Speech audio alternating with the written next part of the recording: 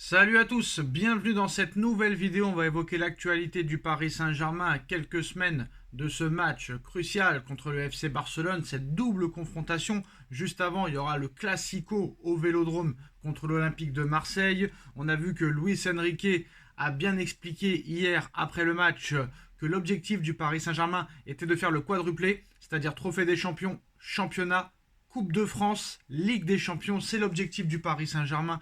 Le PSG n'a pas peur d'aller au bout de cette compétition. Luis Enrique a dit qu'ils vont essayer de le faire avec tout le cœur possible.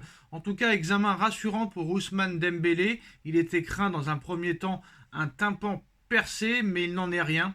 Il devrait bien être présent avec le groupe de l'équipe de France pour ce rassemblement. Milan Skriniar devrait pouvoir rejouer avec le Paris Saint-Germain avant la fin de la saison. Il est en avance sur le calendrier qu'il s'était fixé avec les médecins du Paris Saint-Germain. Donc ça, c'est une bonne nouvelle. En tout cas, on va parler du mercato. Et Joshua Kimmich ne veut pas rejoindre le Paris Saint-Germain cet été, alors qu'il pourrait bien quitter le Bayern de Munich.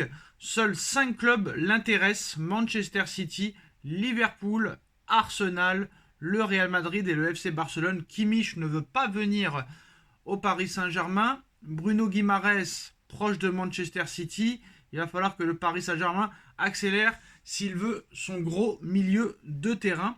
En tout cas, Luis Enrique a annoncé son retour sur Twitch le 21 mars. On savait qu'il faisait des Twitch à l'époque où il était sélectionneur de l'Espagne et de la Roja.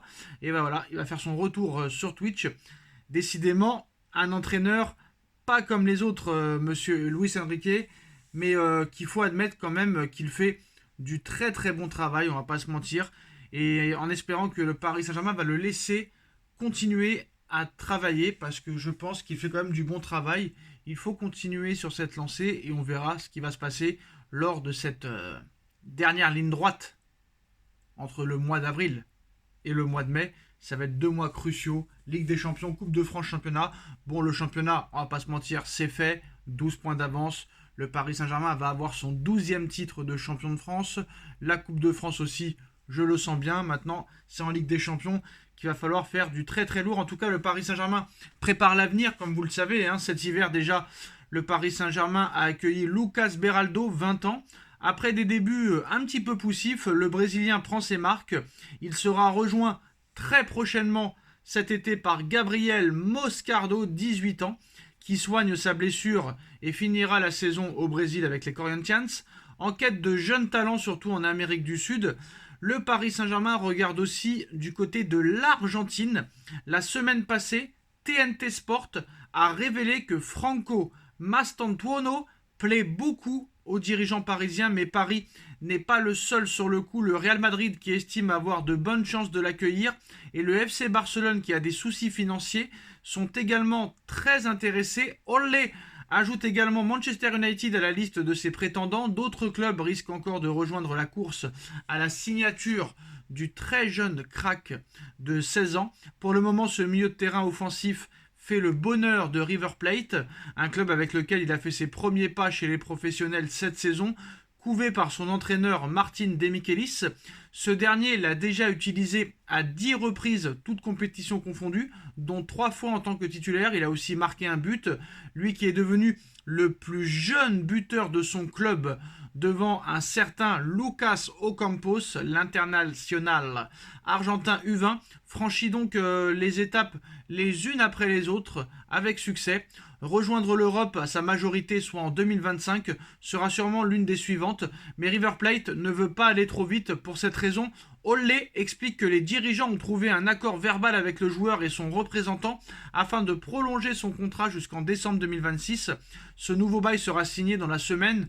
Cela est une façon pour le club argentin de protéger ses arrières, surtout après la perte de Claudio Echeverri cet hiver. Manchester City a levé sa clause de 25 millions d'euros. River Plate, qui aurait pu en tirer plus, a appris de ses erreurs. Pour cette raison, les dirigeants argentins veulent blinder Mastantuono et ont inclus une nouvelle clause qui passera donc de 30 à 45 millions d'euros pour le jeune joueur de 16 ans. Elle sera même fixée à 50 millions d'euros lors des 10 derniers jours du mercato. Il s'agit de la clause la plus élevée du foot argentin selon Olé. Le PSG et ses concurrents vont devoir mettre la main au porte-monnaie. Mais voilà, joueur de 16 ans, argentin. Donc ça risque d'être intéressant. Bon, Beraldo, c'est quand même pas mal. Pour le moment, il s'est bien acclimaté. Franchement, ça a été assez surprenant. Il s'est très vite mis dans le bain. Au début, il a joué à un poste qui n'était pas le sien. Il a été replacé dans l'axe et il est beaucoup plus performant. Mais voilà, un petit peu irrégulier. Donc, on va voir ce qui va se passer, excusez-moi, lors de ce mercato d'été. Mais je pense que le Paris Saint-Germain, si vraiment Mbappé s'en va recruter de jeunes joueurs. Et surtout, ce qu'il faut savoir, c'est que la piste Erling Haaland va être étudiée très sérieusement dans les prochaines semaines. Elle l'est déjà. Comme vous le savez, Raphaël Leao n'est pas vraiment une priorité. Rashford n'est pas une priorité. Osimhen n'est pas une priorité. Rashford ne sont pas tous ces joueurs-là ne sont pas des priorités absolues. Il y a deux pistes très sérieuses pour remplacer Kylian Mbappé à l'heure où on parle. Les deux priorités du Paris Saint-Germain pour remplacer Kylian Mbappé, on les connaît.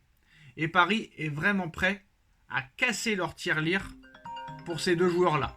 Alors, excusez-moi pour cette petite alarme, mais les deux joueurs se nomment Erling Haaland, dont la clause libératoire cet été est évaluée entre 100 et 150 millions d'euros pour les équipes hors Première Ligue et 200 millions d'euros pour les clubs de Première Ligue.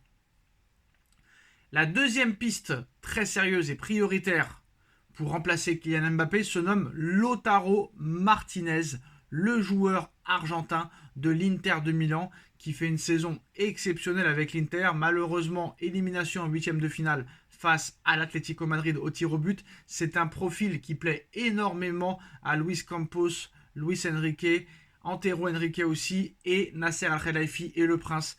Le PSG est prêt à faire des folies pour Lautaro Martinez et peut-être même qui serait devant Erling Haaland.